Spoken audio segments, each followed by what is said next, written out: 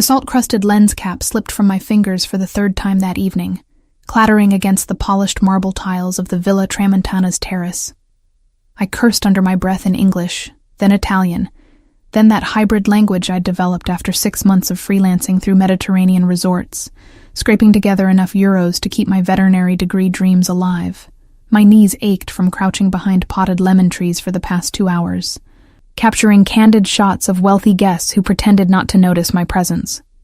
The camera strap had rubbed my neck raw, and my borrowed black dress, meant to help me blend into the sophisticated crowd, stuck to my lower back with perspiration, despite the evening breeze rolling in from the Tyrrhenian Sea. I bent to retrieve the lens cap, my fingers brushing against cool marble that still held the day's warmth.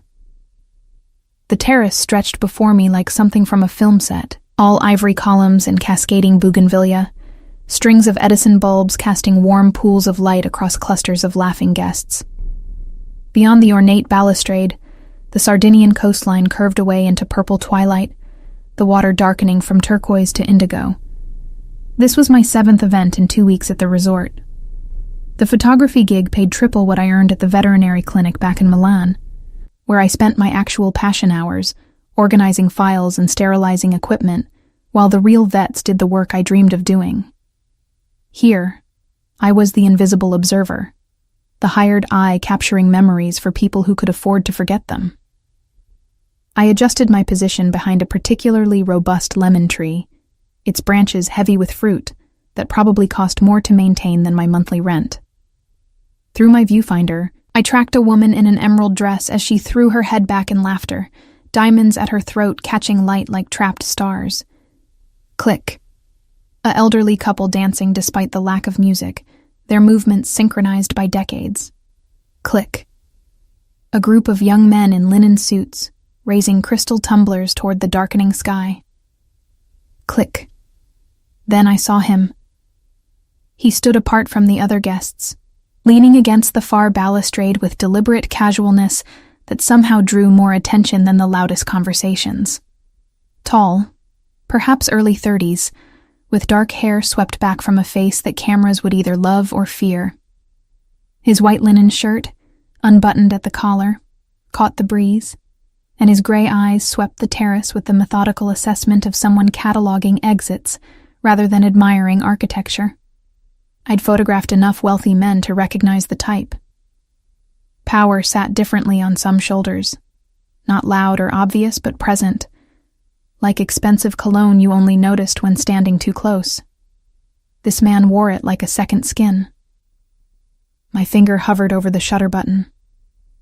Something told me not to photograph him without permission. Some guests explicitly requested privacy, their names on lists my employer provided with stern warnings attached. But he wasn't moving toward the festivities, wasn't engaging with anyone. He was watching. And then, with the uncomfortable precision of prey recognizing a predator's gaze, I realized he was watching me.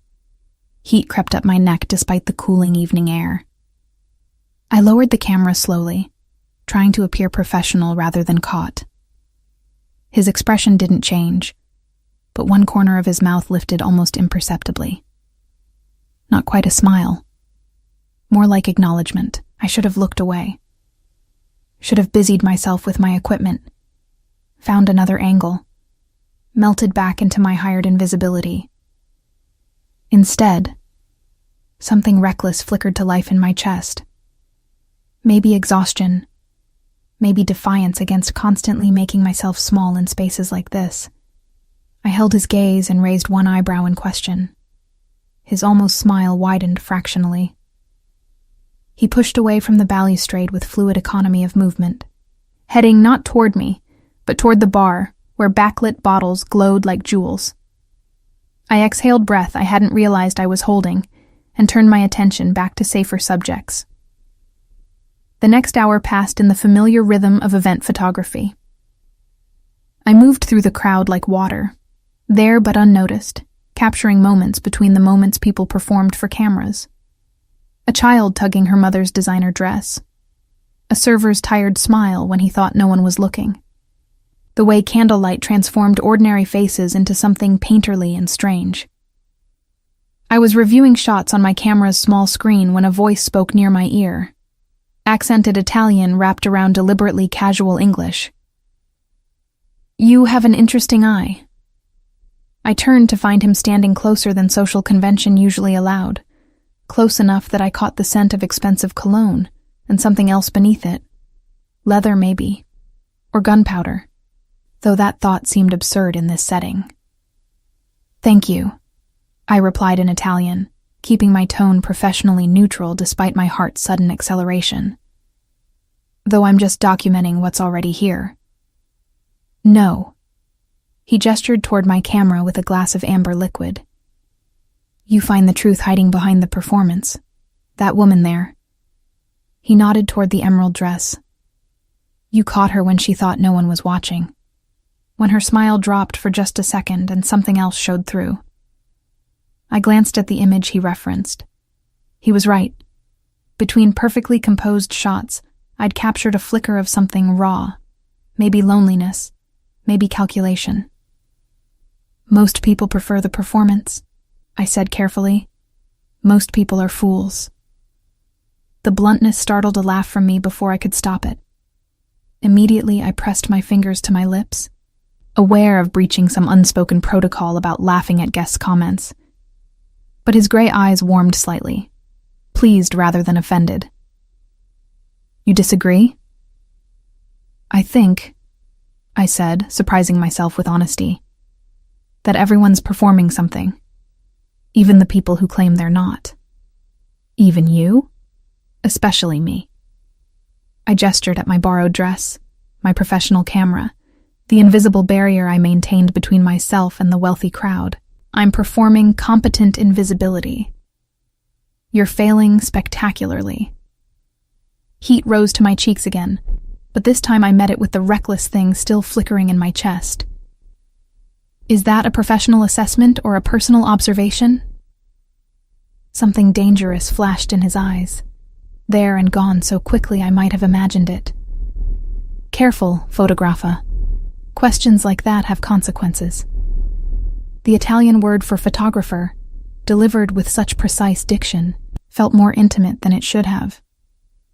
I straightened my spine, reclaiming the 2 inches of height I'd lost by unconsciously shrinking under his attention. "I should get back to work," I said, not quite steady but close enough. "Of course." He stepped back just enough to restore proper distance. "But before you disappear into your professional invisibility again, I'm curious. What do you see when you look at me?" The question caught me off guard. Through my viewfinder, I saw danger and control, and something coiled tight beneath expensive tailoring. But standing here, close enough to notice the faint scar along his left jawline, I saw something else too. Loneliness, maybe, or the careful isolation of someone who'd chosen distance as armor. "I see someone who doesn't want to be here," I said finally. His expression shifted, genuine surprise replacing calculated charm. "You're observant." "It's my job." "No." He shook his head slowly. "Your job is pressing a button. This is something else." Before I could formulate a response, my phone vibrated with a message from Julia, the resort's event coordinator. 5 minutes until cake cutting. I needed to position myself near the main table. "I really do need to go," I said, already stepping back, already retreating into the safety of professional duty. "Wait." The single word stopped me. "Your name." I hesitated. Giving my name felt like crossing a line I didn't fully understand. But refusing seemed childish, theatrical in a way that would undermine my earlier boldness. "Iris. Iris." He repeated it like he was tasting wine, considering its qualities. "I'm Nico." "Nice to meet you, Nico." The formality felt absurd after our conversation, but I didn't know what else to say. "We'll see each other again," he said, not a question but a statement of fact. I wanted to argue, to point out that guests came and went while I remained invisible background, but something in his certainty made disagreement seem pointless. Instead, I nodded once and fled toward the safety of my camera, my professional distance, the familiar armor of being the observer rather than the observed. The cake cutting passed in a blur of flash photography and forced smiles. I captured the knife slicing through fondant, champagne toasts, the careful performance of wealth and celebration. But my hands shook slightly, and twice I had to delete shots where I'd unconsciously angled the lens to include him in the background, gray eyes still watching, still cataloging, still somehow finding me despite the crowd between us.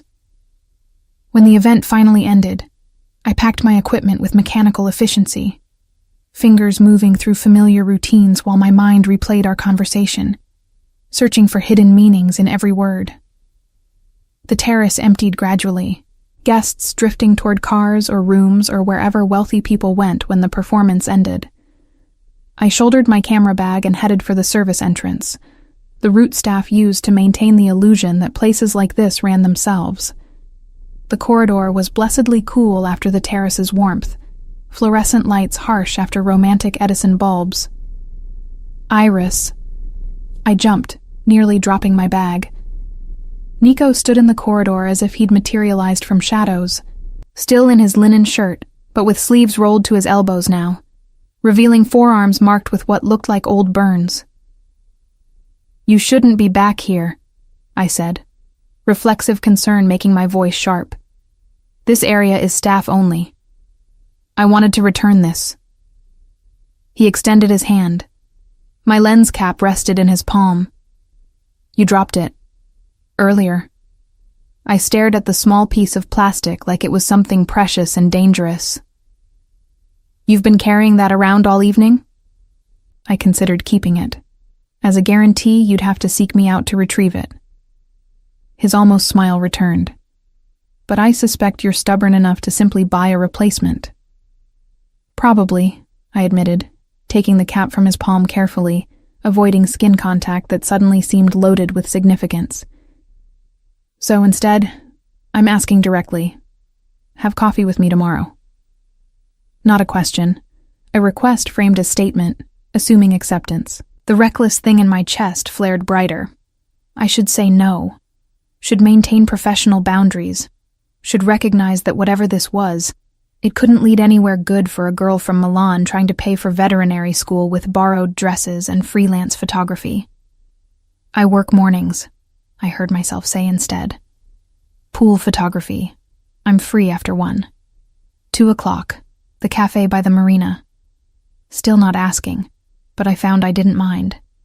"How do you know I'll actually show up?" He leaned closer, close enough that I caught that scent again, leather and danger beneath expensive refinement. "Because you're as curious about me as I am about you, and because you're brave enough to admit it." Then he was gone, footsteps fading down the corridor before I could formulate a response. I stood alone under harsh fluorescent lights, clutching a lens cap like a talisman, my heart racing in a way that had nothing to do with physical exertion. Tomorrow, I told myself. Tomorrow I'd be sensible.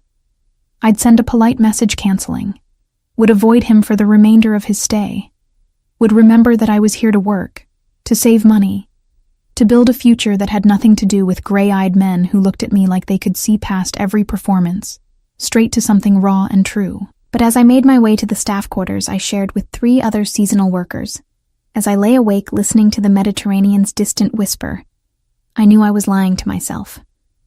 I was going to that cafe, was going to see what happened when I stopped performing invisibility and let myself be seen.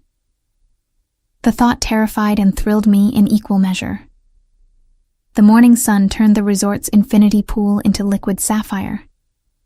I crouched at the shallow end, waiting for the perfect shot of a toddler in water wings, his mother hovering nearby with the anxious attention of someone who'd paid too much for this vacation to let anything go wrong. My camera felt heavier than usual, or maybe that was just the weight of anticipation pressing down on my chest. 2:00, the Marina Cafe. Nico's gray eyes holding mine in the staff corridor, promising nothing and everything at once. "Iris, Can you get one of him jumping in? The mother's voice pulled me back to professional focus. Of course, Signora. I adjusted my lens, tracked the child's gleeful leap, captured water diamonds scattering in sunlight. Click. The moment suspended forever in pixels and memory. I'd been photographing pool scenes for 3 hours when I felt it, that specific prickling awareness of being watched.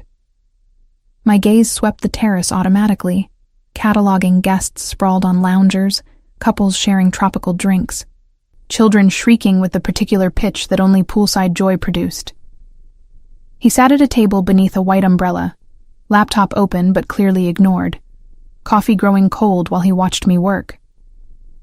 Not obviously, not in the creepy way some guests watched young staff. Just steady observation, like I was something worthy of study rather than scenery. Heat crawled up my neck despite the pool's cooling proximity. I turned deliberately back to my subjects, refusing to acknowledge his presence even as every nerve ending tracked his location with uncomfortable precision. The morning stretched into afternoon. I moved around the pool's perimeter, changing angles, adjusting for shifting light.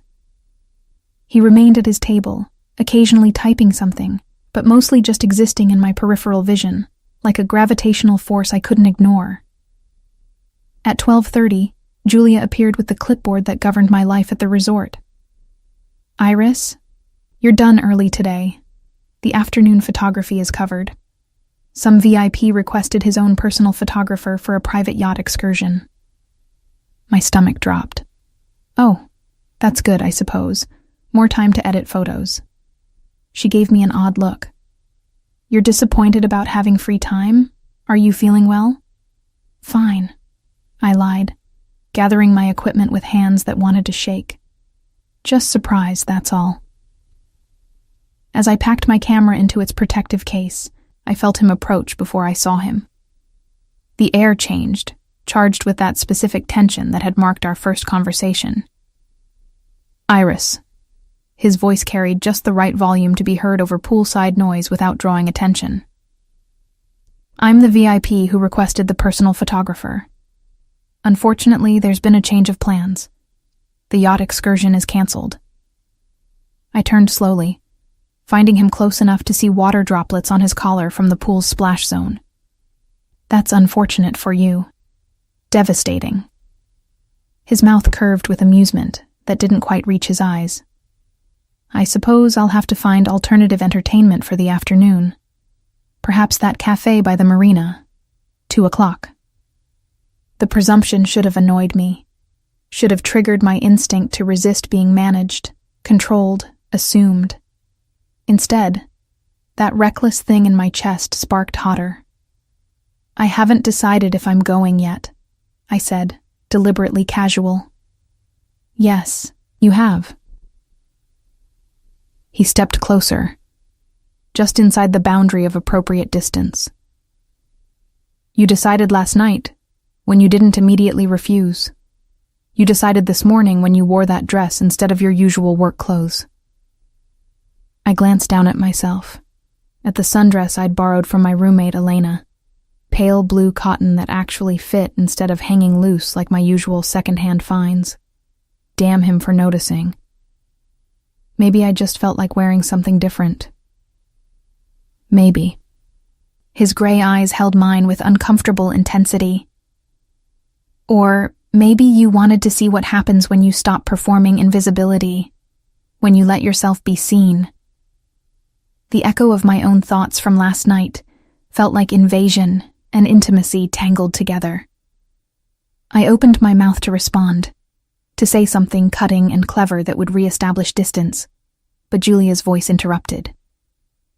Signor Tesaro, your driver called. He's waiting at the main entrance whenever you're ready. Tesaro. So now I had a surname to attach to those gray eyes, that dangerous almost smile. Nico Tesaro. Thank you, Julia. He didn't look away from me. Tell him I'll be there shortly. I'm just finishing an important conversation. After Julia retreated, I shouldered my camera bag with more force than necessary. You orchestrated this. The canceled yacht, the freed afternoon, everything. I created an opportunity. He reached out as if to touch my arm, then thought better of it, hand falling back to his side. What you do with it remains your choice. Does it? I challenged. Or did you already decide that too? Something flickered in his expression. Maybe surprise, maybe approval. You have a sharp tongue when you're not hiding behind your camera. And you have a habit of assuming you know me based on one conversation. Then prove me wrong. The challenge hung between us like suspended breath. Don't show up. Go back to your room, edit your photos, spend the afternoon being safely invisible. Or, he let the alternative dangle, unspoken, but heavy with implication. I should have walked away, should have recognized manipulation wrapped in charm, should have remembered every warning about powerful men and the damage they leave behind. But standing there in borrowed blue cotton, with chlorine scent in my hair, and my camera bag weighing down my shoulder, I couldn't remember why safety mattered more than the electric anticipation racing through my veins. 2:00, I said finally. But if you're late, I'm leaving. His smile widened into something genuine, transforming his face from dangerous to almost beautiful. I'm never late, Iris. He left then, striding across the terrace with that fluid confidence that parted crowds without effort. I stood alone by the pool, heart hammering against my ribs, already regretting and anticipating in equal measure. Elena found me in our shared room at 1:30, staring at my reflection with the critical eye usually reserved for composition through a viewfinder. The blue dress suddenly seemed too casual, too provincial, too obviously borrowed. You're nervous. She sprawled across her bed, dark curls still damp from her own shift-cleaning guest rooms. This is about that man from last night, yes? The one Julia says rented the presidential suite for a month. A month? I turned from the mirror. Who stays at a luxury resort for a month? Someone who can afford to rent out entire yachts for private photography sessions. Elena's grin was knowing. Someone who cancels them just to free up your afternoon. It's just coffee. Nothing is just coffee when a man looks at you the way Julia says he was looking at you this morning. Like you were the only person at the entire pool. I sat on my own bed, suddenly exhausted by anticipation. I don't know what I'm doing, Elena. He's clearly wealthy, clearly used to getting what he wants. And I'm a freelance photographer wearing your dress because I can't afford my own nice clothes. So? Elena sat up, expression fierce with sudden protectiveness. You're also brilliant and kind, and brave enough to leave everything you knew to chase your dreams. If he can't see that, then he's not worth your time. But if he can, she softened, then maybe stop hiding long enough to let him. Her words echoed Nico's from earlier. Stop performing invisibility. Let yourself be seen. At 1:55, I stood outside the Marina Cafe, salt air tangling my hair and doubt tangling my thoughts. Small boats bobbed in their slips, rigging chiming against masts like wind chimes. The cafe was modest by resort standards. Locals mixed with tourists. Plastic chairs and sun-faded umbrellas instead of pristine luxury. I almost turned back 3 times in the 30 seconds before I spotted him. He sat at a corner table, dressed more casually than last night. Dark jeans and a white button-down with sleeves rolled to his elbows. Those burn scars I'd noticed yesterday were clearer now. Old marks that spoke of close contact with fire or something equally unforgiving. When he saw me, he stood, the gesture so automatic it seemed like reflex rather than performance. You came. He pulled out a chair for me, the old-fashioned courtesy at odds with the modern setting. I said I would.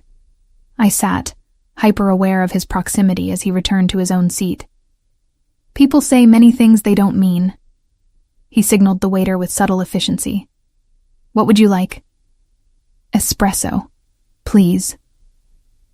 After the waiter retreated, silence settled between us, not uncomfortable, but waited with unspoken questions. I studied his face in afternoon light, noting details my camera would love. The sharp jawline, the slight crookedness of his nose suggesting an old break, the way his gray eyes caught sunlight like polished steel. "You're doing it again," he said quietly. "What?" "Cataloging, observing, hiding behind professional assessment instead of engaging directly." The accuracy stung.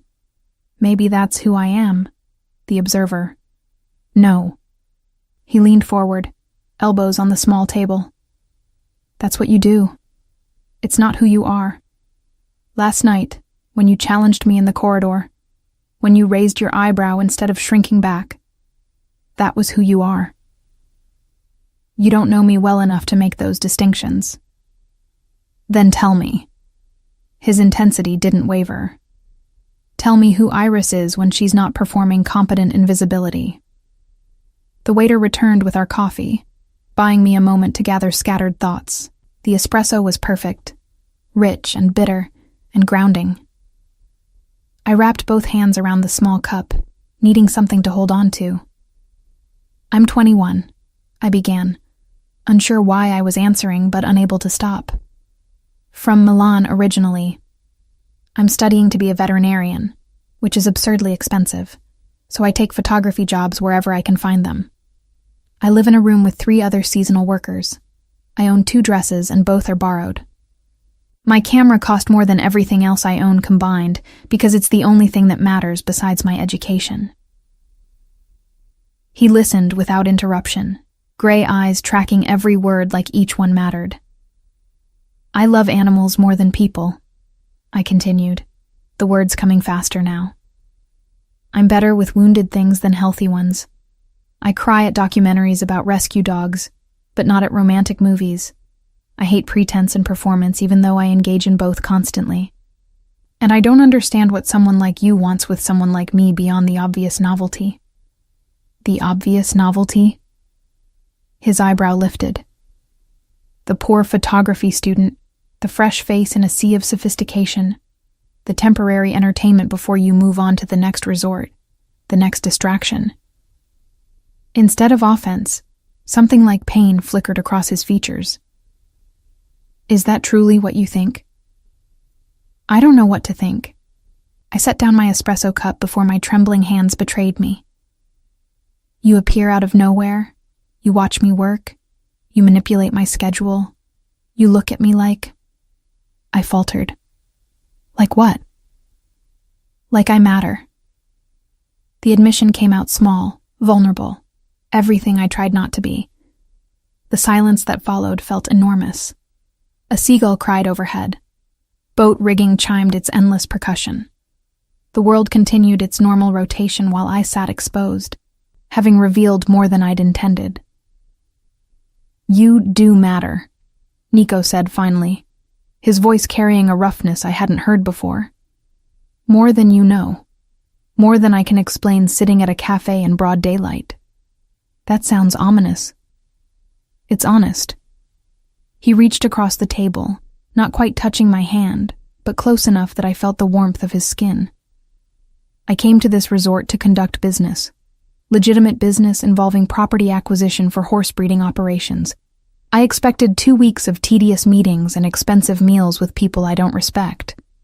Instead, I found you hiding behind lemon trees, capturing truth between performances, challenging me with raised eyebrows instead of submissive smiles."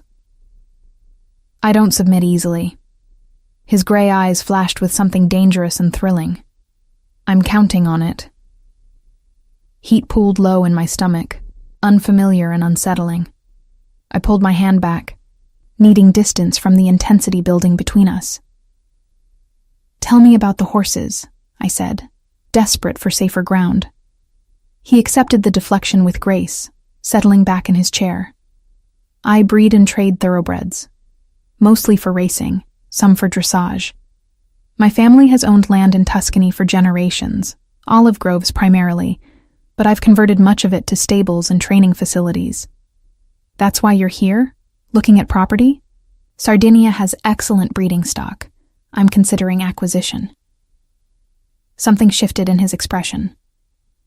But I'm also here because I needed distance from complications on the mainland. What kind of complications? The kind that involve people expecting things I'm not willing to give. His vagueness felt deliberate. Business associates with different visions for the future. Family with traditional expectations. I wanted to press further, but something in his closed expression warned against it. Instead, I said, "Tell me about the horses. What draws you to them?" His face transformed, walls lowering as passion for his subject overtook caution. They're honest in ways people never are. A horse can't perform or pretend. When they trust you, it's real. When they're afraid, they show it. They demand authenticity because they can sense deception. Like you can. He smiled slightly. Perhaps. Or perhaps I've just spent too much time with creatures more honest than the company I usually keep. We talked for 2 hours. Coffee turned to lunch, casual conversation deepening into genuine exchange. He asked about my veterinary studies with surprising knowledge, revealing that he'd considered becoming a veterinarian himself before family obligations directed him elsewhere. I asked about the logistics of horse breeding, fascinated despite myself by the complexity of bloodlines and training protocols. "You should visit sometime," he said, as the afternoon sun began its decline toward evening. "The stables, I mean. See the horses. You'd appreciate them." "I'm in Sardinia. You're in Tuscany. For now." His gray eyes held mine with renewed intensity. "But I have business here for another 2 weeks, and I imagine we'll continue running into each other." "You imagine that, do you?" "I'm arranging it." His honesty was refreshing and terrifying. "I've instructed the resort to schedule me for events you're photographing. I've booked private sessions that will require your specific services. I've essentially guaranteed that we'll be in close proximity for the foreseeable future." The manipulation should have angered me, should have triggered every self-protective instinct I'd developed over 21 years of learning to guard vulnerability. Instead, I felt that reckless thing in my chest blaze into something bigger, something that pushed words past careful filters. What if I don't want to be arranged? His almost smile returned. "Then you'll tell me to stop. And I will. But I don't think you want that any more than I do." He was right, damn him. I didn't want distance or safety or the comfortable invisibility I'd cultivated so carefully. I wanted this. The electric anticipation. The sense of standing on a precipice deciding whether to jump. "One condition," I said finally. "No more manipulation. If you want to see me, ask directly. I'll decide honestly, but I won't be managed." Something like respect flickered in his gray eyes. "Agreed. Though I reserve the right to create opportunities you might not otherwise have." "Such as?" "Such as a private tour of a thoroughbred breeding operation tomorrow afternoon. The owner is someone I'm negotiating with. He's agreed to let you photograph his horses for your portfolio in exchange for professional shots of his champion mare." My heart jumped. Access to purebred horses, the kind I'd only seen in textbooks and dreams. Professional quality photos for my portfolio. The opportunity to combine my two passions in a way my current resort photography never allowed. That's manipulative. That's creating opportunity. He stood, extending his hand formally. "What do you say, Iris? Will you spend tomorrow afternoon photographing horses with me?" I looked at his extended hand, at the burn scars marking his forearms, at gray eyes that saw past every performance to something raw and true beneath. Every instinct warned caution. Every fiber of my being screamed yes. I placed my hand in his. "Tomorrow afternoon, but only because the horses deserve good photography." "Of course." His fingers closed around mine, warm and calloused, and sending electricity straight to my core. Only for the horses. We both knew I was lying, and somehow, that made it perfect. The breeding facility sat in Sardinia's interior, where tourism surrendered to agriculture, and the Mediterranean's azure gave way to dusty olive groves. Nico's car, a sleek black Range Rover that whispered money without shouting it, navigated the winding road with practiced ease, while I pressed my forehead against the cool window, watching landscape transform from coastal luxury to rural authenticity. Nervous? His voice pulled me back from scattered thoughts. Excited, I corrected, then admitted, maybe both. The facility appeared around a bend, white stucco buildings arranged around paddocks where horses grazed in afternoon sun. Nothing ostentatious, just clean lines and obvious care, the kind of operation that prioritized animals over impression. Marco Santini met us at the main stable, a weathered man in his 60s with calloused hands and kind eyes. He greeted Nico with familiar warmth that suggested history beyond business transactions. "This is Iris." Nico introduced me with his hand at the small of my back, possessive and protective in equal measure. "The photographer I mentioned." "Welcome, Signorina." Marco's handshake was firm. "Any friend of Nico's is welcome here, though I warn you my horses are terrible models. They refuse to hold still." I liked him immediately. The best subjects never do. He led us through the facility, explaining bloodlines and breeding protocols while I photographed equipment, architecture, the interplay of light through stable doors. But my real focus waited in the far paddock, a magnificent chestnut mare whose coat gleamed like burnished copper.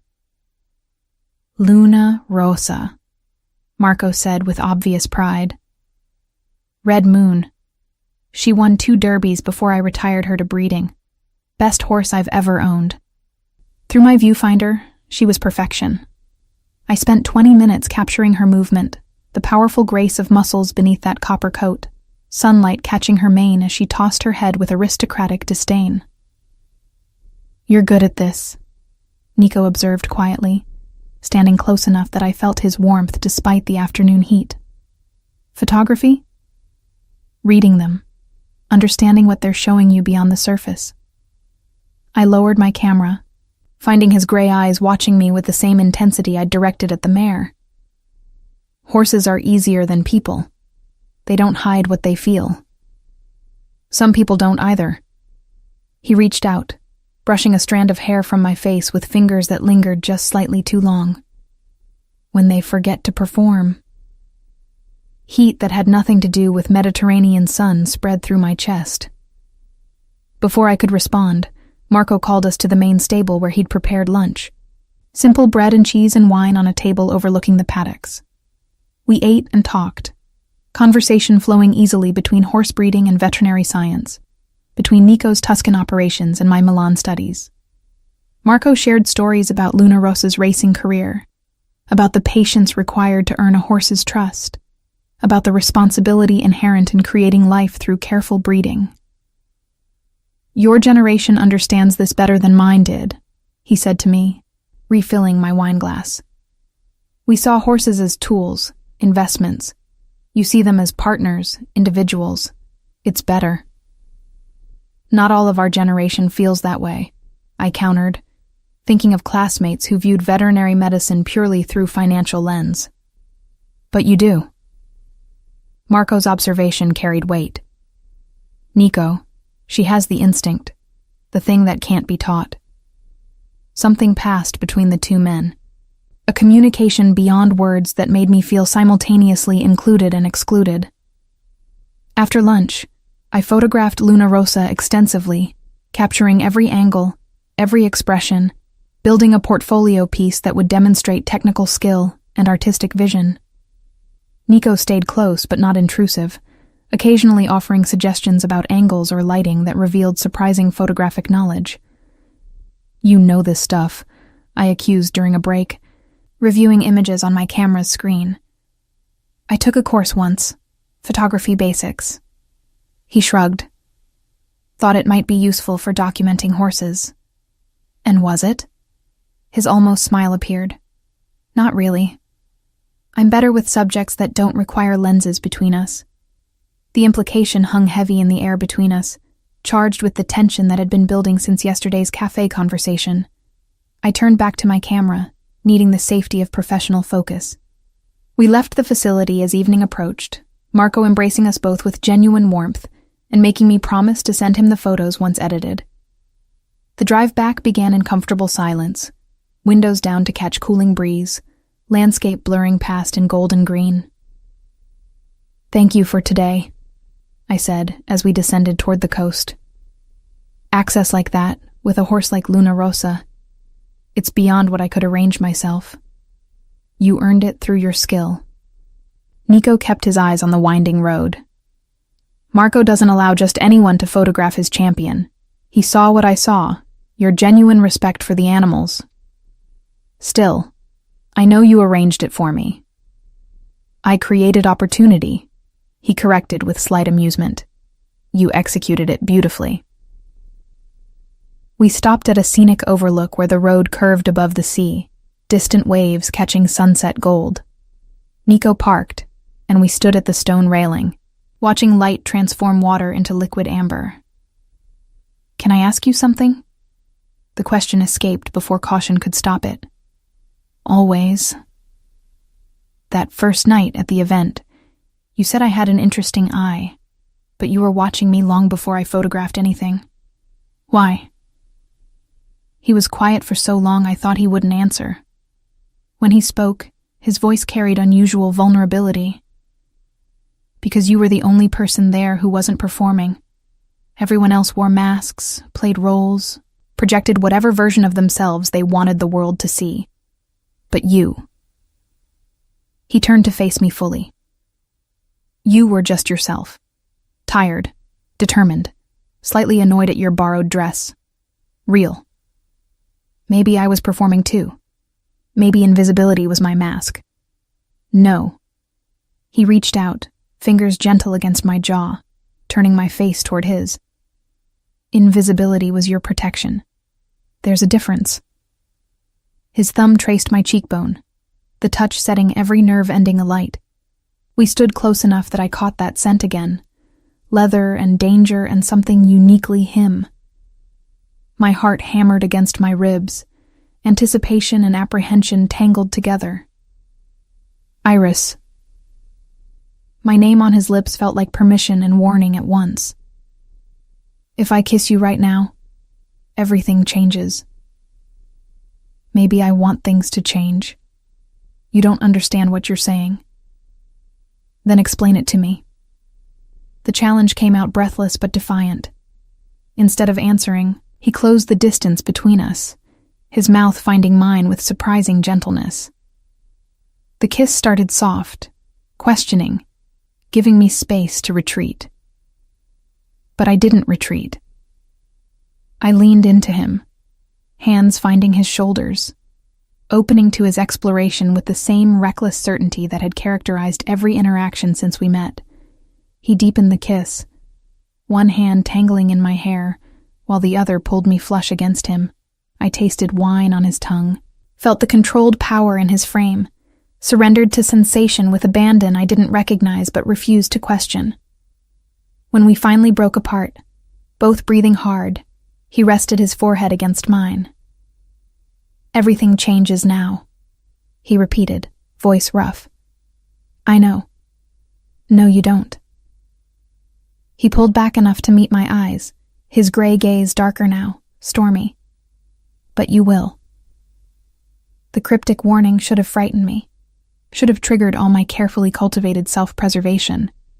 Instead, it only made me want him more, want to understand the shadows behind those gray eyes, want to be the person who saw past his performances the way he saw past mine. We drove back to the resort in charged silence, his hand finding mine across the console, fingers intertwining like they belonged there. When we reached the main entrance, he walked me to the staff quarters like some strange inversion of normal dating protocols. "Have dinner with me tomorrow," he said at the door to my building. "Are you asking or arranging?" His smile was genuine.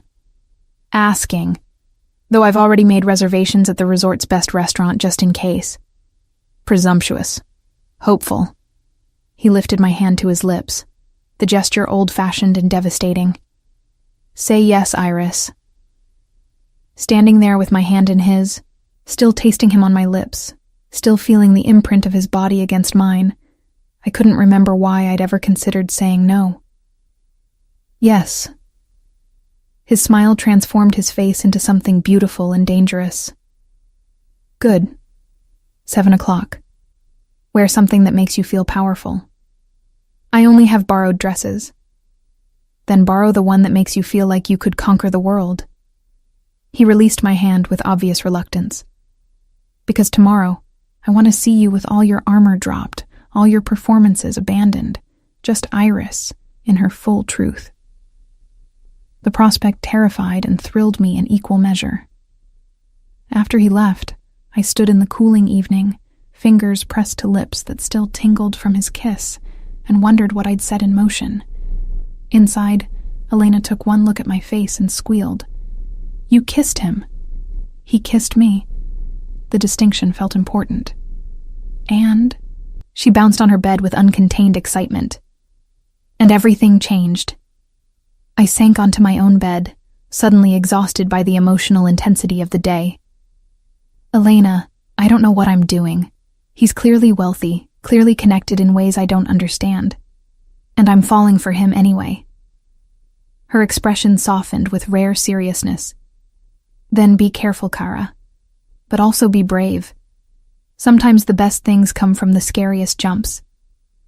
That night, I lay awake editing photos of Luna Rosa, each image capturing the mare's power and grace and honest beauty.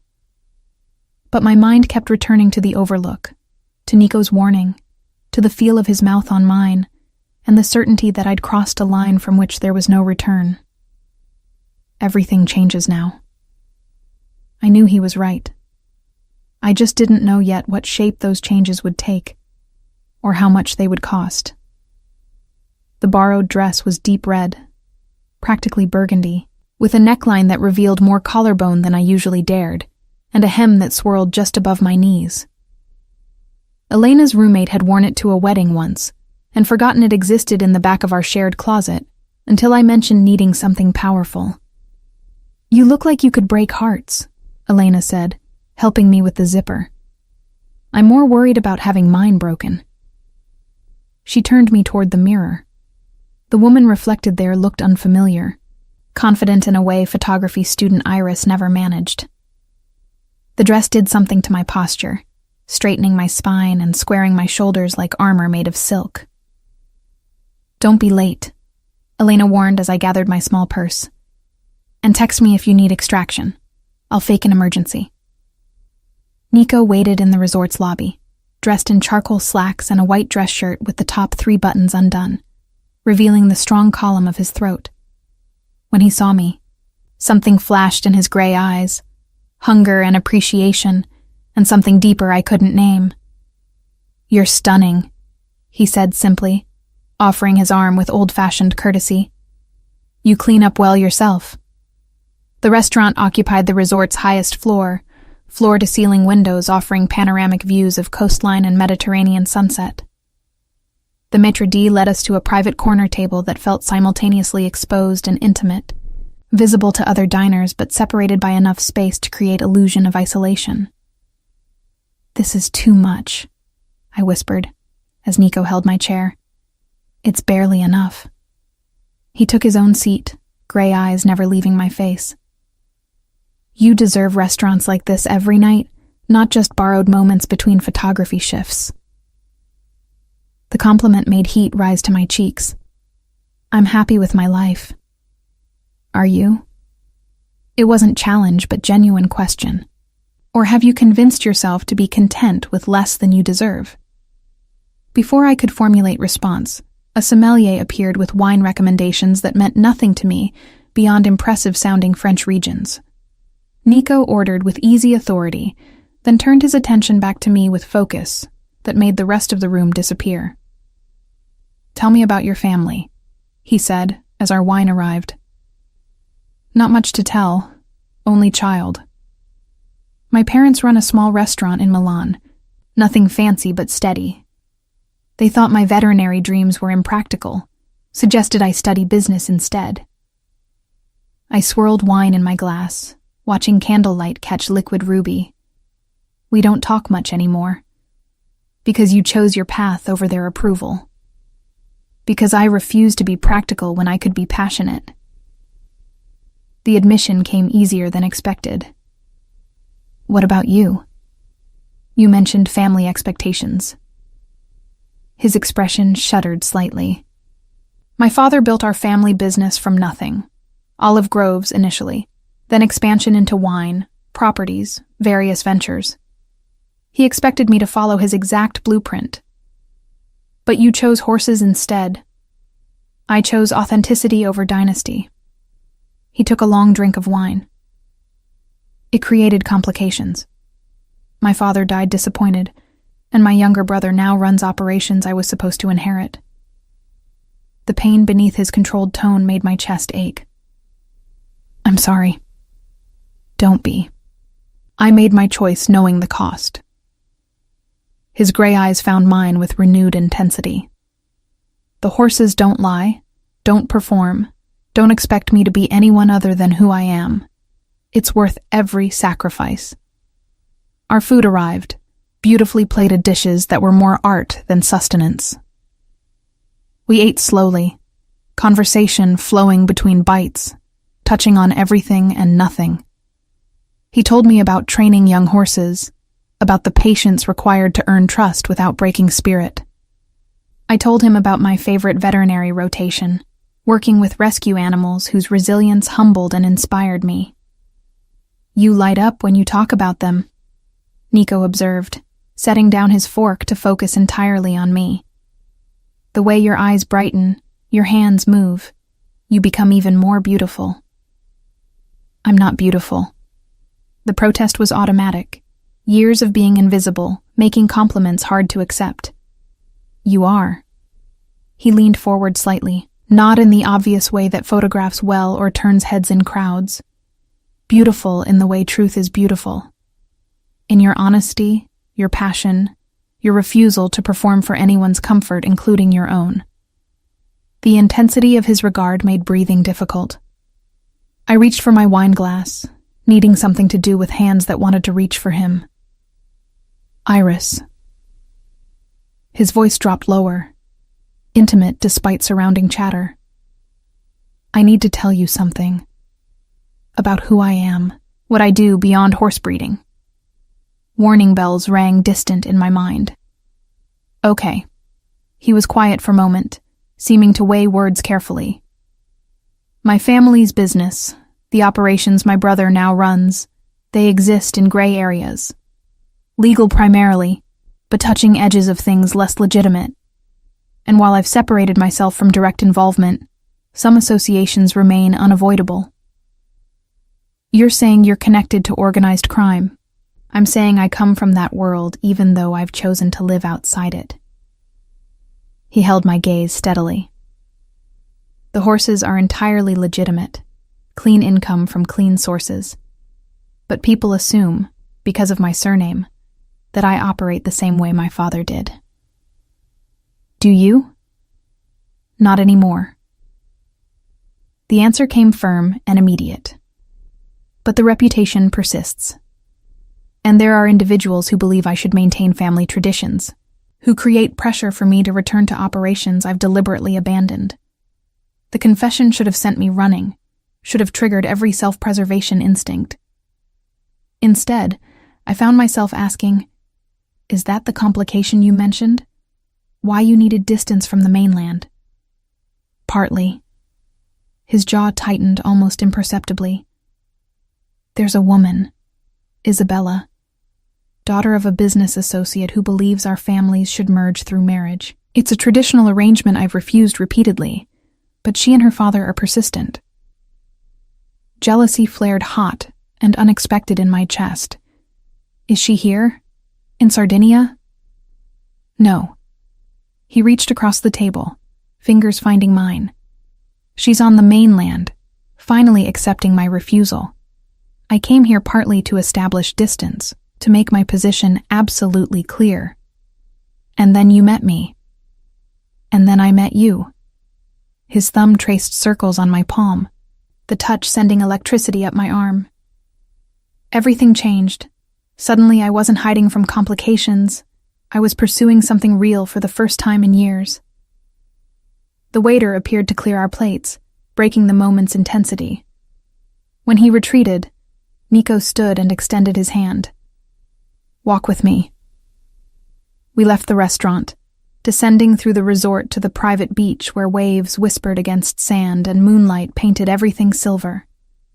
My borrowed heels dangled from one hand while I walked barefoot, feeling cool sand between my toes, the hem of my red dress swirling around my calves. "This is better," I said, breathing in salt air and freedom. The restaurant was beautiful, but too formal. Noted for future reference. Nico had rolled his pants to mid-calf, expensive fabric given to practicality without hesitation. Though I enjoy seeing you in settings that match your beauty. We walked in comfortable silence, waves providing percussion to our footsteps. The resort glowed behind us, distant and unreal, while ahead stretched darkness and possibility. "Can I ask you something?" Nico stopped walking, turning to face me with moonlight catching his gray eyes. "And will you answer honestly, without performing confidence or indifference?" "I'll try." "What are you afraid of? Specifically with me, with this?" He gestured between us. "What keeps you from fully surrendering to what's building here?" The question caught me off guard with its directness. I stared at dark waves, gathering thoughts scattered by wine and moonlight and proximity. "I'm afraid of losing myself," I admitted finally. "You're overwhelming, Nico. Your confidence, your resources, your ability to arrange reality around your preferences. I'm afraid that being with you means disappearing into your orbit, becoming an accessory rather than a partner. And if I promised that would never happen?" "You can't promise that." I turned to face him fully. "Because you don't understand what it's like to be me. To scrape together rent payment by payment, to wear borrowed dresses, to be invisible by necessity rather than choice. Your world is so different from mine that I don't know how to exist in it without losing the things that make me who I am." He studied me for a long moment, expression unreadable in moonlight. Then he stepped closer, hands finding my waist with gentle possession.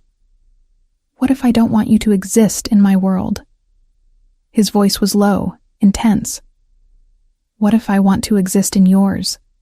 To learn invisibility, to understand scraping and struggling, to see reality through your eyes instead of mine? That's not how power dynamics work." "Then we change them." He pulled me closer, until our bodies touched with electric awareness. "We create something new. Not my world or yours, but ours. Built from equal parts struggle and privilege, invisibility and exposure. You make it sound simple. It's terrifying." His forehead touched mine. "But I'm willing to be terrified if it means having you. All of you. Not the performed version, but the raw truth underneath." I tilted my head back, searching his face for deception or performance. Found only honesty that matched my own vulnerability. "If I do this," I whispered, "if I surrender to this thing between us, you have to promise me something. Anything. Promise you'll tell me the truth. About your family, your business, the gray areas you mentioned. I can handle danger and complication, but I can't handle being lied to." His hands tightened on my waist. "I promise.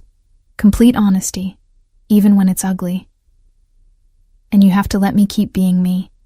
Keep taking photography jobs. Keep studying. Keep existing outside your arrangements and orchestrations. I'll create opportunities, not cages." His almost smile appeared. "Though I can't promise not to be occasionally overbearing about your safety and happiness. I can live with occasional overbearing."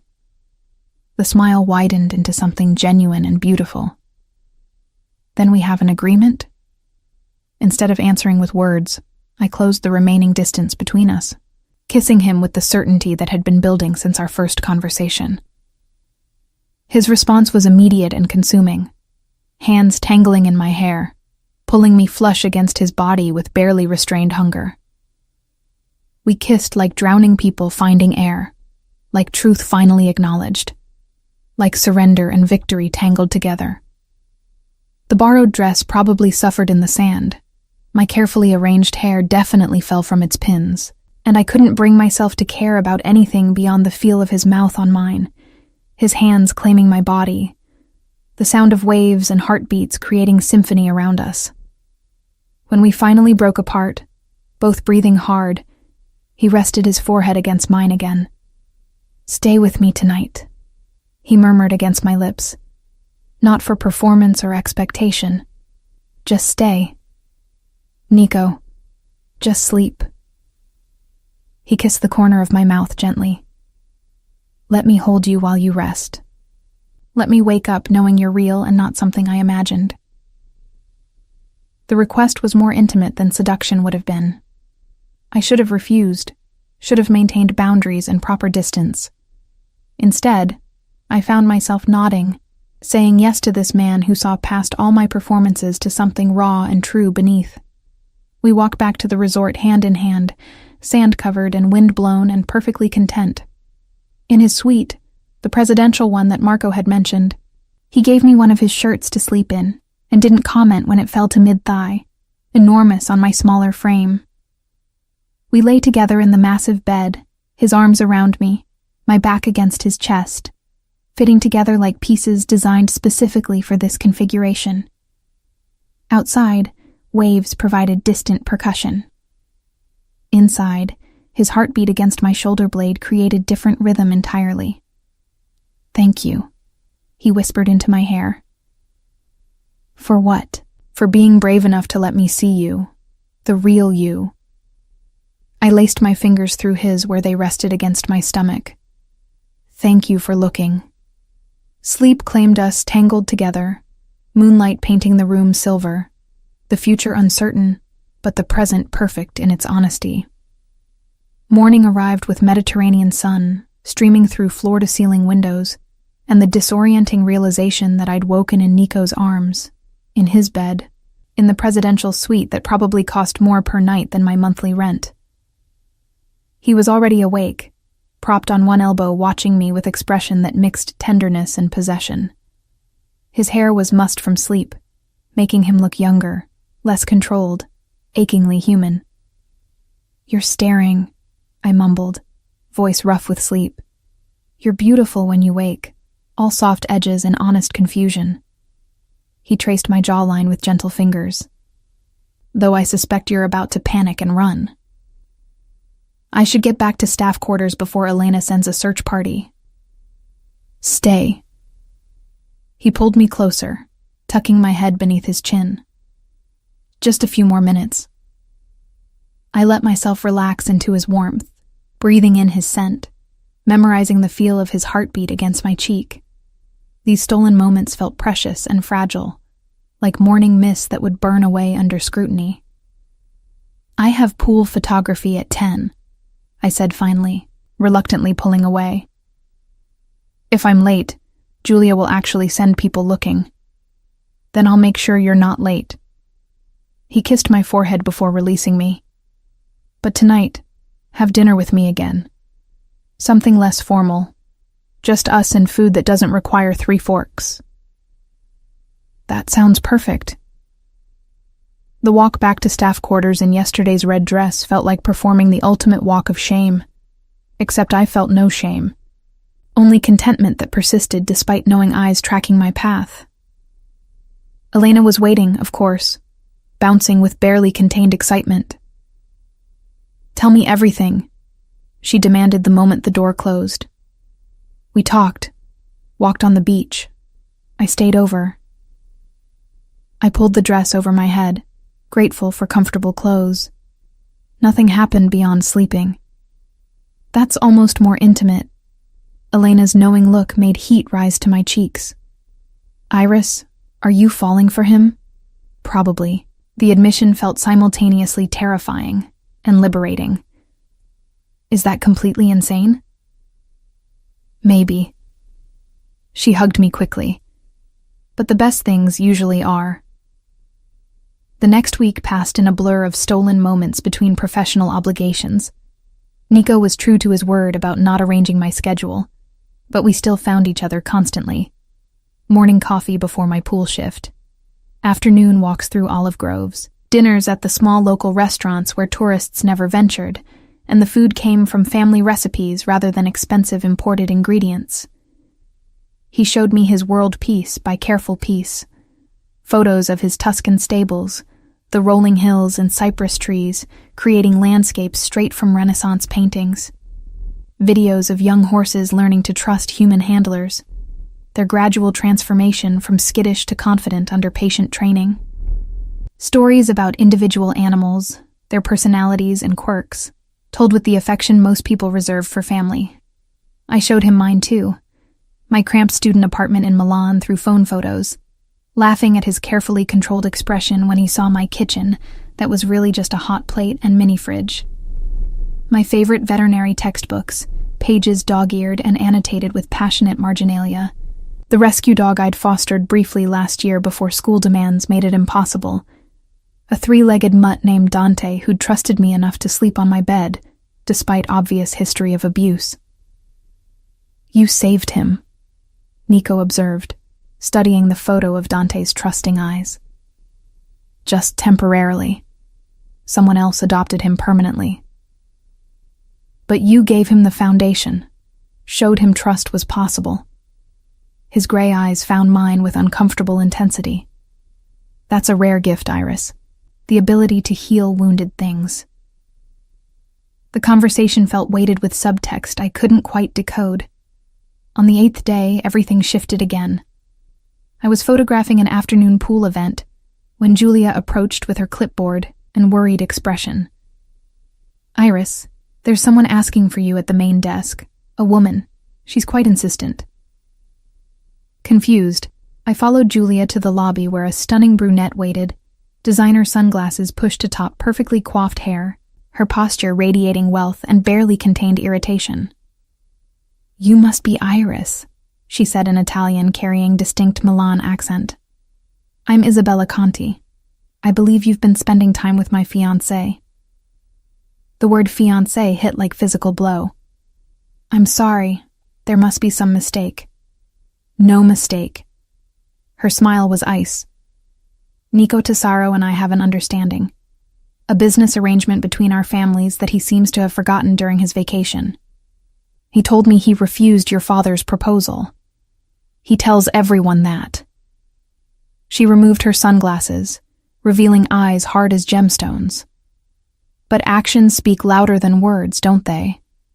And his actions include maintaining an apartment in my building, attending family functions as my partner, and accepting my father's business investments in his precious horses. Each statement felt calculated to wound. I don't believe you. Call him then. Ask him directly. Isabella's confidence never wavered. Or better yet, ask him about the property deal he's negotiating here. Who do you think is funding it? My father.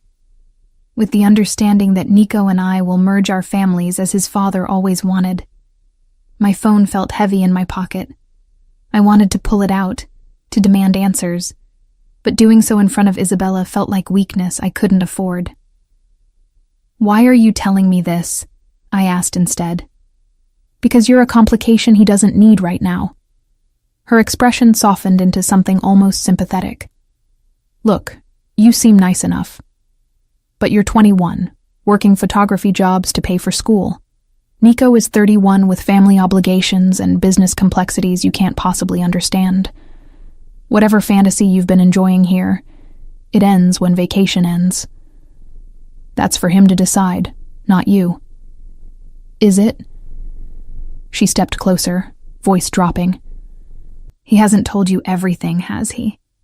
About his family's real business, about why he needed to leave Milan so suddenly, about the people his father owed money to before he died. He told me about the gray areas. Isabella laughed, sharp and bitter. Gray areas? That's diplomatic. Did he tell you about the horse racing scandal? The fixed races his father organized? The illegal betting operations?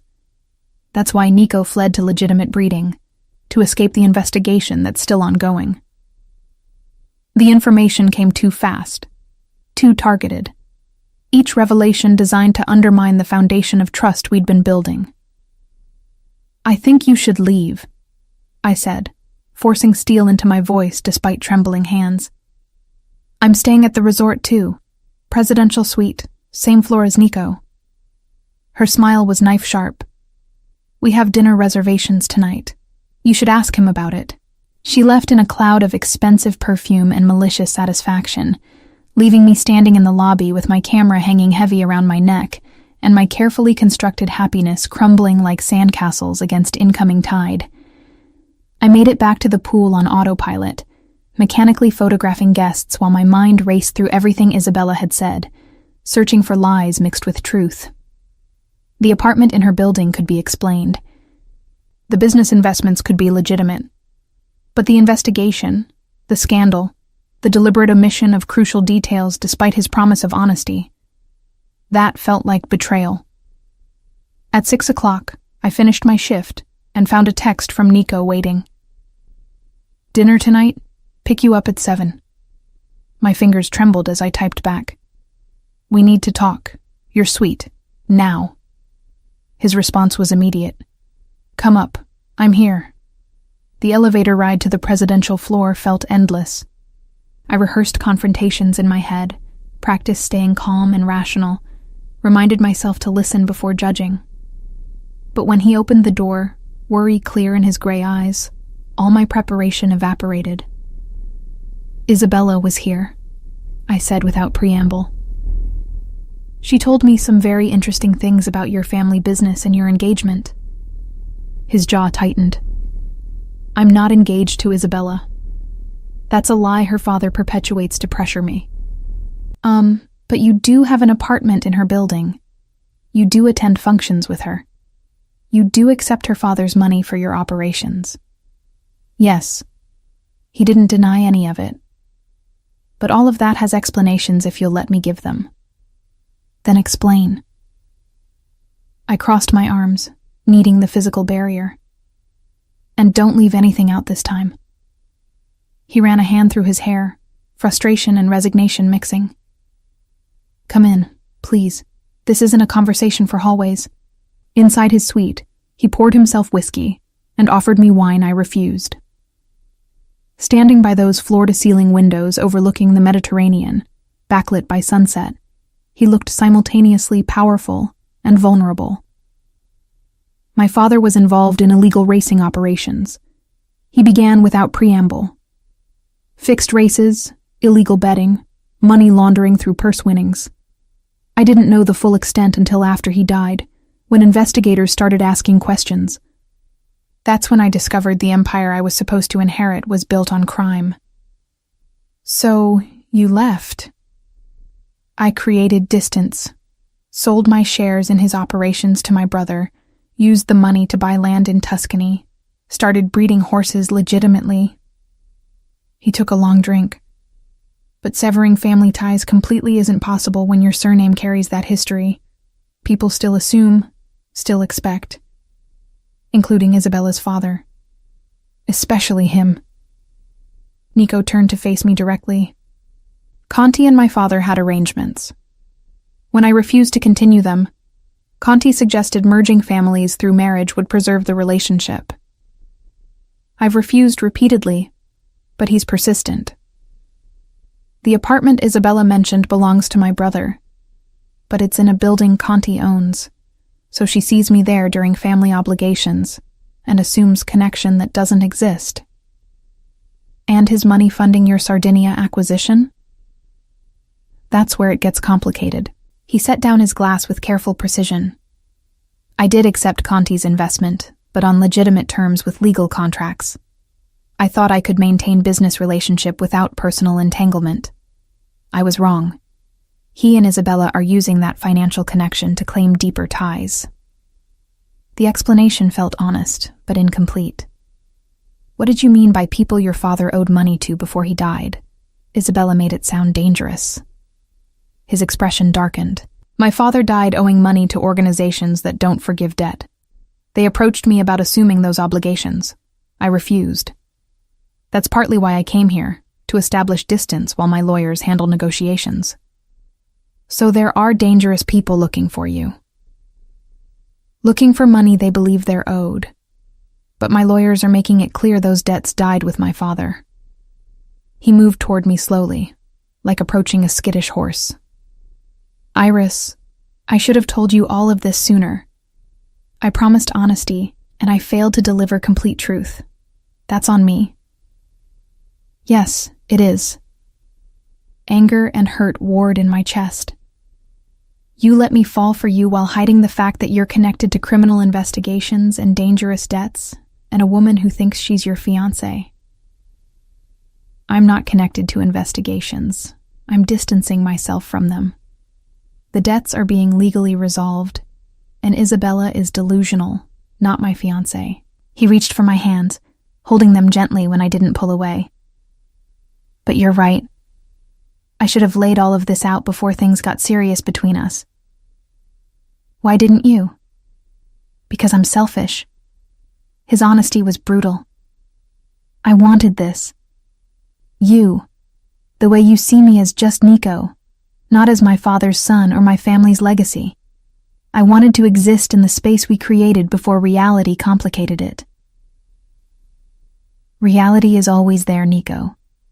Ignoring it doesn't make it disappear. I know. He pressed his forehead to mine, eyes closing. I know. And I'm sorry. But please don't walk away because I was too much of a coward to be fully honest from the beginning.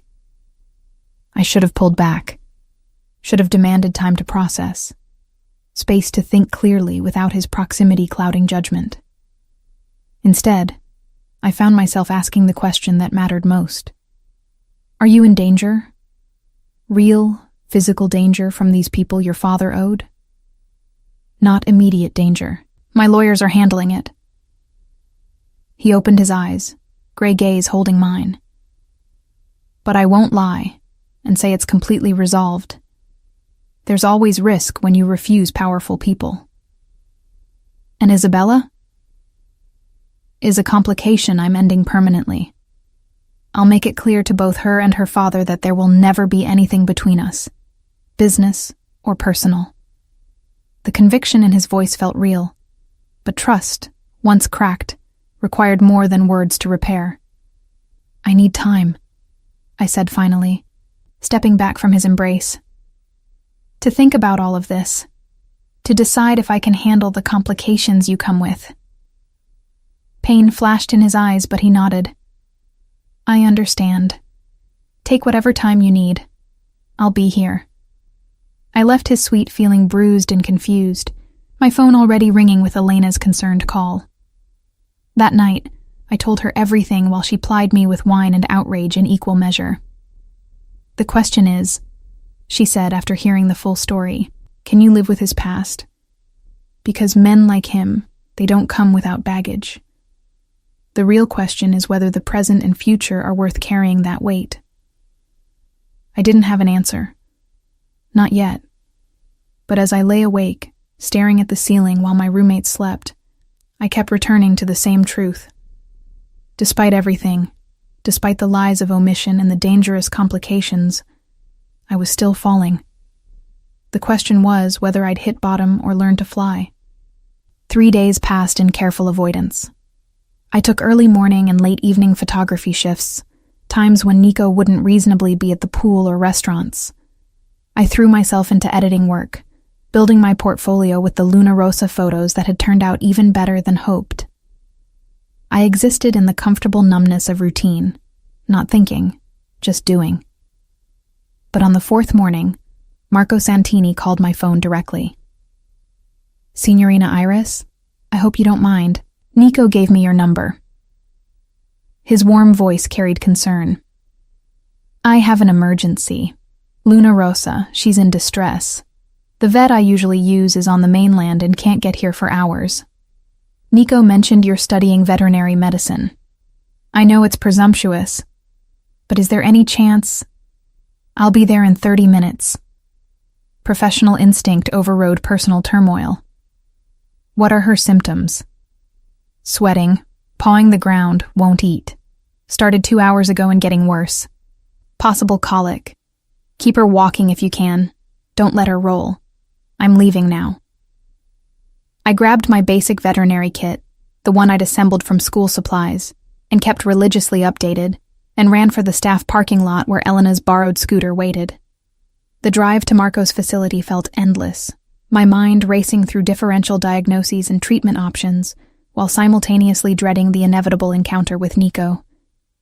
He was there when I arrived, standing outside Luna Rosa's stall with Marco, both men's faces etched with worry. Our eyes met briefly before I focused on what mattered. Show me. The mare was indeed in distress, sides heaving, eyes rolling with pain. I moved slowly, talking softly, letting her smell my hands before touching.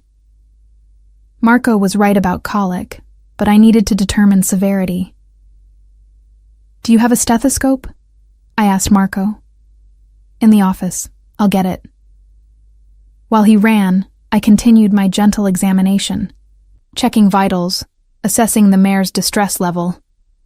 Nico watched from outside the stall, not interfering but present, his gray eyes tracking every movement. Marco returned with the stethoscope, and I listened carefully to Luna Rosa's gut sounds, relief flooding through me at what I heard. Gas colic, not impaction. She needs to keep moving and we need to monitor closely, but this should resolve with conservative treatment. Thank God. Marco sagged against the stall door. What do we do?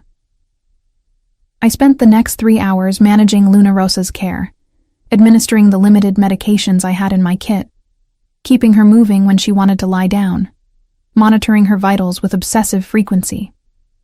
Gradually, painfully, she improved. The sweating decreased, her gut sounds normalized, and finally she showed interest in food again. She's through the worst, I announced, exhausted but satisfied. But she needs monitoring for the next 24 hours, and you should still have your regular vet examine her. You saved her. Marco hugged me with surprising strength. Thank you, Iris. Thank you.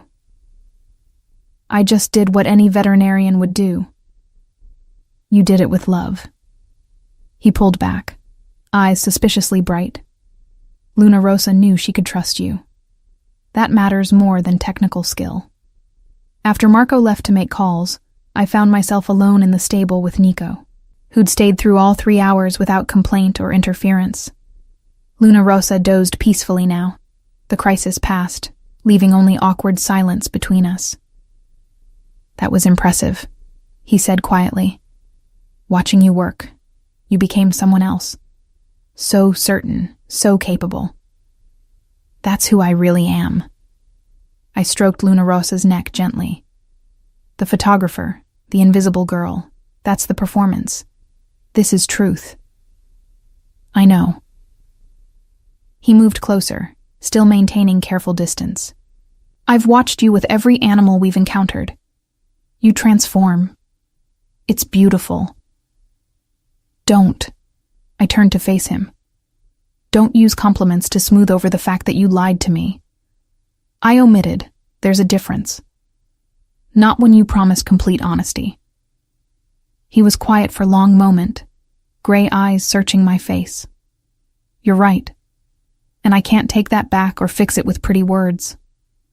All I can do is promise to do better moving forward. If there is a moving forward? Is there? The vulnerability in his voice cracked something in my chest. Because these last 3 days without you have been hell, Iris. I've respected your need for space, but I can't keep pretending I'm fine with it. I'm not fine.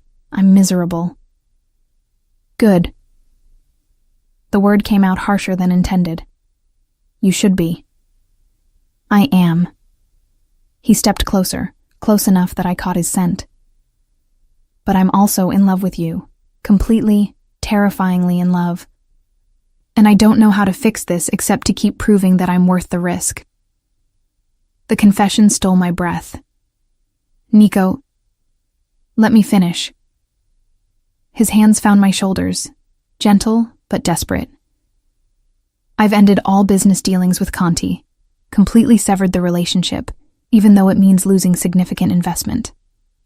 I've had my lawyers draft a formal statement to Isabella and her father, making it absolutely clear there will never be anything between us, and I've hired a firm to handle my father's remaining debts so I can have legal separation from that entire mess. You did all that in 3 days? I did all that in 3 hours after you left my suite.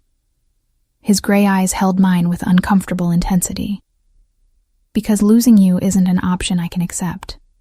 I'll burn every bridge, cut every connection, rebuild everything from nothing if that's what it takes to prove I'm choosing you. Completely. Without reservation. Tears threatened, but I blinked them back. That's too much pressure. I can't be responsible for you destroying your life. You're not destroying it. You're saving it. He pulled me closer until our foreheads touched. My life before you was carefully constructed emptiness. Expensive and hollow. You make everything real. You make me want to be better than my father's legacy. I'm scared, I admitted, the words barely audible. Scared of losing myself in your world. Scared of complications I don't understand. Scared of caring this much about someone I've only known 2 weeks. I'm terrified too. His confession matched mine. Terrified that you'll decide I'm not worth the risk. That my past outweighs our present. That you'll choose safety over the beautiful, messy thing we're building. We stood there in the stable, surrounded by the scent of hay and horses. Luna Rosa's peaceful breathing providing gentle percussion. The afternoon sun slanted through gaps in the walls, painting everything gold. If I do this, I said slowly, if I choose you despite everything, I need promises. Anything. Complete honesty. No more omissions. No more protecting me from ugly truths. I promise. And I keep my independence. My photography. My studies. My life separate from yours, even as we build something together. I promise. Though I reserve the right to support and encourage aggressively, a small smile tugged at my lips despite everything.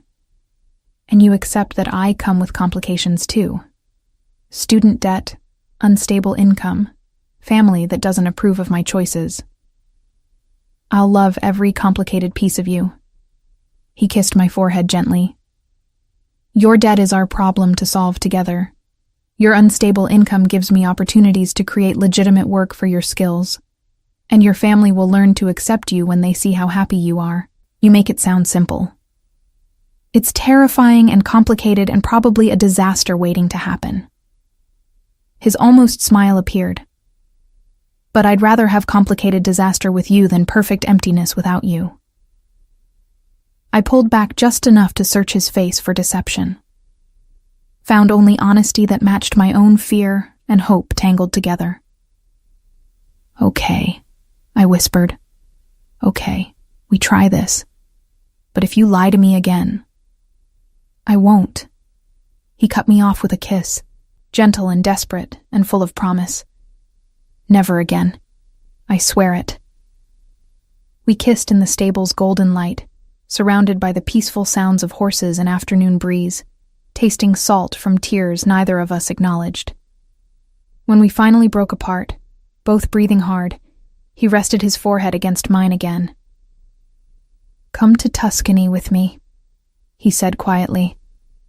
When your photography contract ends next week, come see the stables, meet the horses, see if you can imagine building a life there.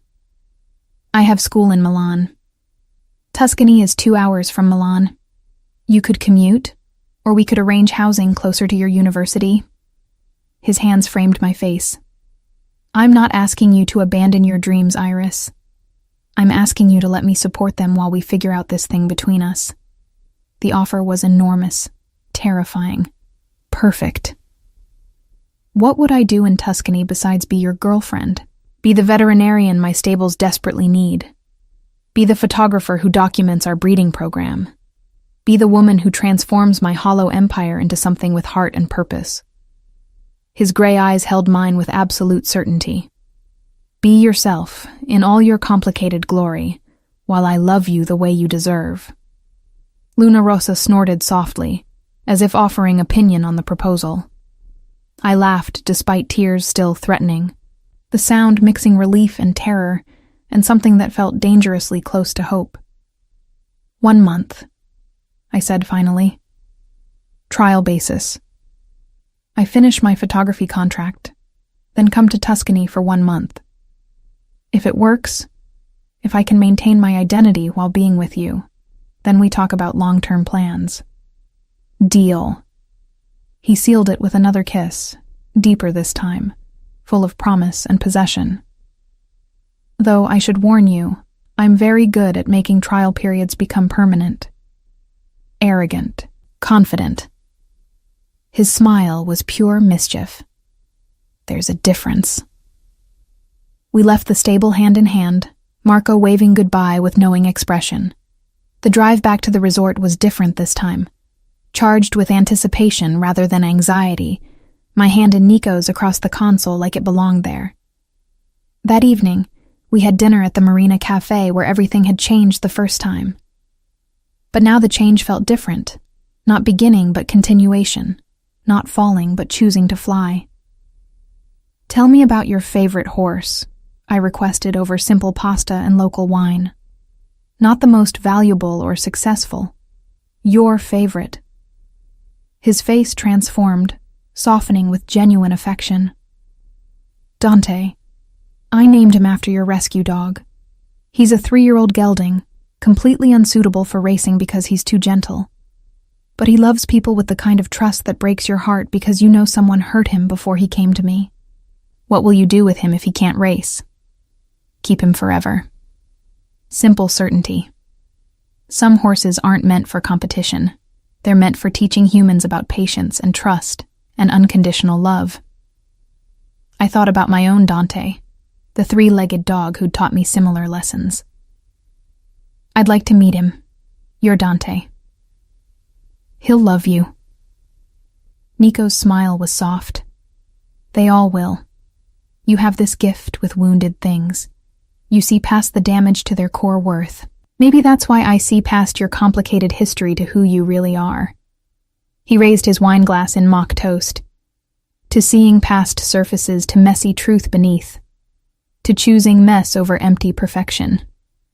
We clinked glasses, sealing promises spoken and unspoken, acknowledging the terrifying leap we'd both agreed to take.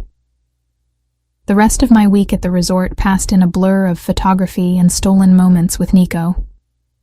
We walked beaches at sunrise, explored village markets in afternoon heat, talked until late night about everything and nothing.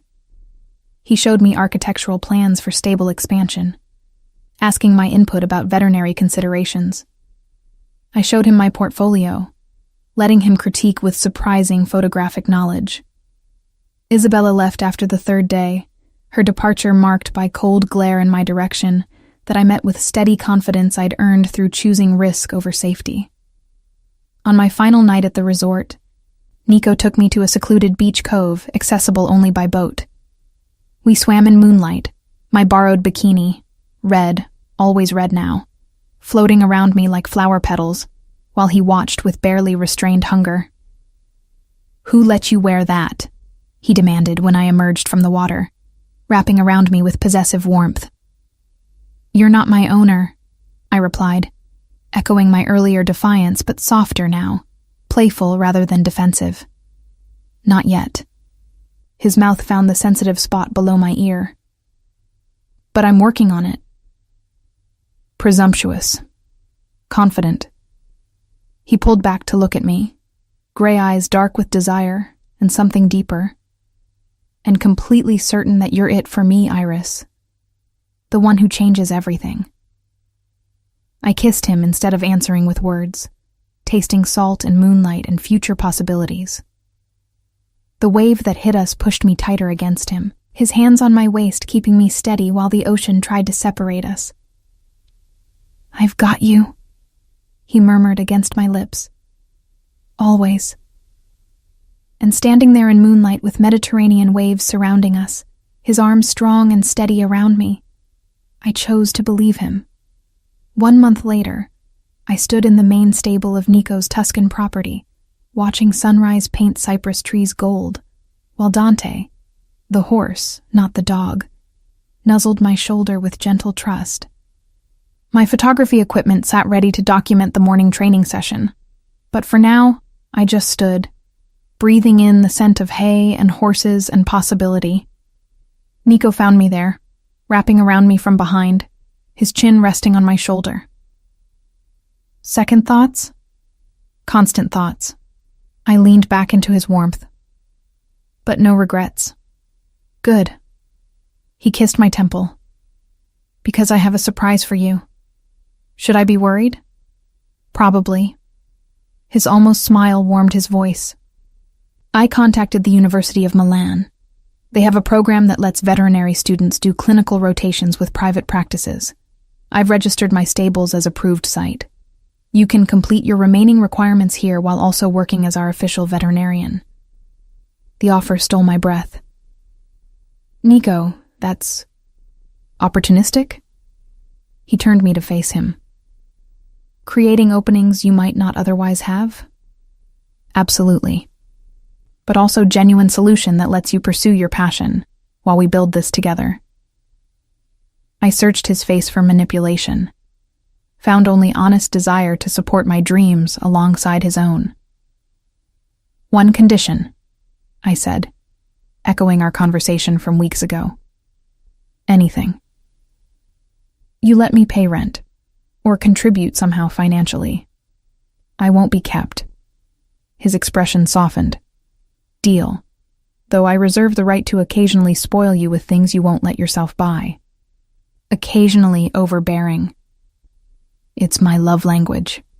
I laughed, the sound mixing joy and exasperation and deep affection. Then I suppose I'll learn to speak it. We kissed in the stable's golden light, surrounded by patient horses and endless Tuscan sky, building something terrifying and beautiful from mess and truth and stubborn refusal to choose safety over passion.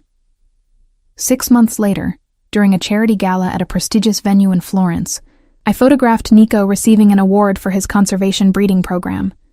He looked devastating in formal attire, powerful and controlled, every inch the successful businessman. But when he spotted me behind my camera, his careful mask dropped into genuine smile that was only for me. And in that moment, captured forever in pixels and memory, I saw truth beneath every performance. The girl who'd hidden behind lemon trees, performing invisible competence while secretly yearning to be seen, had found the man who looked past every barrier straight to her core. And together, we were building empire of horses and healing, of truth chosen over comfortable lies, of love earned through honesty rather than performance. It wasn't perfect.